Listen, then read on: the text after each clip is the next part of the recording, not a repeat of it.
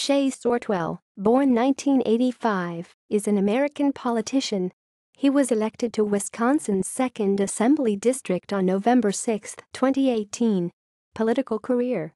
Local politics. After serving on the Green Bay, Wisconsin City Council in 2010, Sortwell introduced an online petition in 2016 asking Mayor Jim Schmidt to resign over criminal campaign finance violations.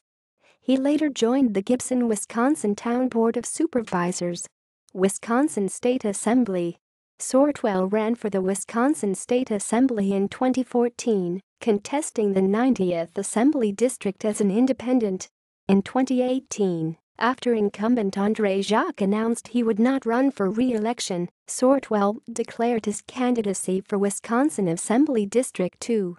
He defeated Dean Roche in an August primary for the Republican nomination and won the November election over Democrat Mark Grams, garnering 55% of the vote. Personal life. Sortwell graduated from the University of Wisconsin-Green Bay in 2006. He formerly was a sergeant in the U.S. Army. References.